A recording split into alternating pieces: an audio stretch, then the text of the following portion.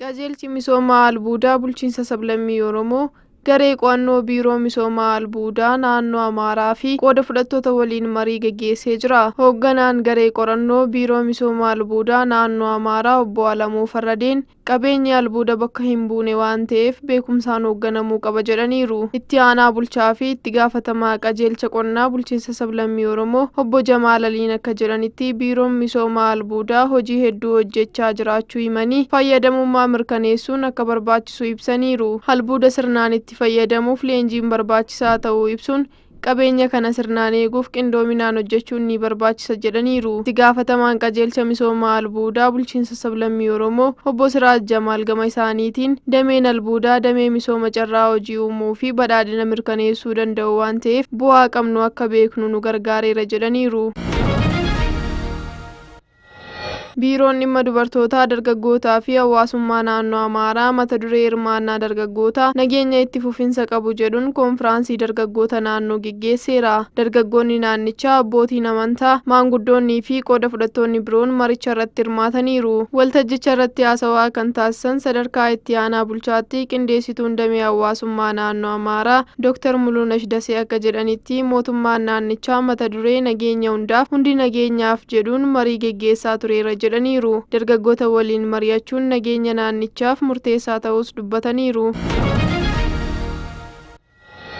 ኢትዮጵያውያን አንገት ካስደፉ ጠባሳዎች አንዱ ጸጋችንን እየቀበርን ድህነታችንን እያከበርን መቆየታችን ነው። ፕሬዝዳንቲን itti aanaa paartii badhaadhinaa fi itti aanaa muummicha ministeeraa obbo Tamasgeen Xurunaan paartiin badhaadhinaa seenaa gara qabeenyaatti hambaa gara duudhaatti paartii jijjiiredha jedhaniiru. Sagantaa maanifeestoo fi mallattoo filannoo isaa ifoomsu waajjira isaa muummeetti gaggeesseera. Saganticha irratti ፕሬዝዳንቲin itti aanaa paartii badhaadhinaa fi itti aanaa muummicha ministeeraa obbo Tamasgeen Xurunaa fi ፕሬዝዳንtii itti aanaa fi itti gaafatamaa waajjira muummee paartichaa obbo Adam Faaraa dabalatee hooggantoonni olaanoo paartichaa biroon argamaniiru. Obbo Tamasgeen Xurunaa ergaa waltajjii kana irratti dabarsaniin paartichi seenaa gara qabeenyaatti hambaa ammoo gara duudhaatti jijjiiruu ibsaniiru. Paartiin badhaadhinaa filannoo waliigalaa ja'eeffaa booda dameewwan diinagdee fi hawaasummaa irratti hojii hojjeteen Itoophiyaan dameewwan hedduun jijjiirama keessa akka jirtu heeraniiru. Haaluma kanaan dijitaala Itoophiyaa, dijitaala faayinaansii fi tajaajila dijitaalaa fi hojiilee biyyattii hidaarraa gara miindaatti ceessan hojjetamuu ibsaniiru. Dameewwan hawaasummaan walitti hidhaminsa uummattootaa uumuuf ayyaanonni uummataa fi aadaa akka ciman taasifamuu kaasanii kunis Itoophiyaan boqoo buustee akka hin hafne agarsiiseera. Seenaanis jijjiirameera jedhaniiru. ስንት ታሪካዊ፣ ተፈጥሯዊ፣ ሃይማኖታዊና ባህላዊ ሀብቶች ያሏት ሀገር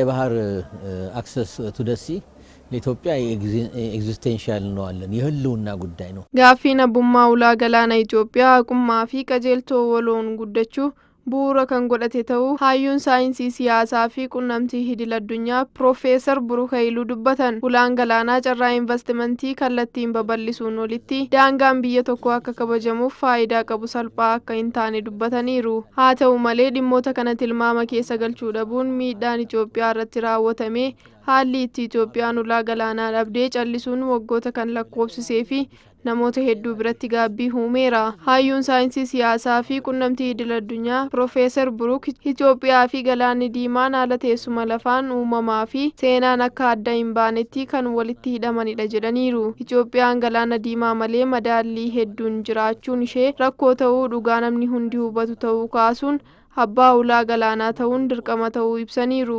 Abbummaan ulaa galaana Itoophiyaa haqaa fi qajeeltoo waliin guddachuun kan bu'uura godhate waan ta'eef waliigala biyyoonni riijinichaa kana hubachuun raawwii isaa waliin dhaabbachuu qabu jedhaniiru. Gabaasichi kan tajaajila oduu Itoophiyaati.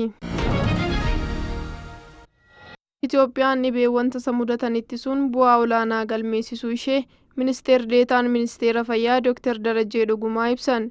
Ministeerri fayyaa fi Inistitiyuutii Fayyaa Hawaasa Itoophiyaa namoota dhukkuba vaayirasii Maarbarg saffisaan to'achuuf gumaacha taasisaniif sagantaa beekamtii gaggeessaniiru. Ministeerri deetaan ministeera fayyaa Dr. Darajjee Dhugumaa akka jedhanitti dhibee vaayirasii Maarbarg yeroo gabaabaa keessatti qindoominaan to'achuun akka danda'ame dubbataniiru. Itoophiyaan dhibee vaayirasii Maarbarg milkaa'inaan to'achuu isheef lammiileen yoo waliin hojjetan wanti hin danda'amne akka hin jirre agarsiistuu ta'uu isaa ibsaniiru. Kunis dandeettii Itoophiyaan weerara ittisuuf qabdu haalaan dabaluu isaa kan agarsiisu ta'uu hubachiisaniiru. Hojii milkaa'aa tatamsa'ina dhibee vaayirasii Maarbarg to'achuuf ogeessota fayyaa gumaacha olaanaa taasisaniif galateeffataniiru. Qorichoota yaalaa dabalatee qabeenyi biroo tajaajila fayyaaf oolan dandeettii oomishaa biyyattiin qabdu bu'a qabeessa ta'e akka uumamu ibsaniiru. ዛሬ የትኛውንም ቫይረስና ባክቴሪያ በአገር ውስጥ በጄኖሚክ ሲኩዌንሲንግ የመለየትና ከየት እንደመጣ የማወቅ አቅም ላይ ደርሰናል። ይህ በራሱ ትልቅ ስኬት ነው።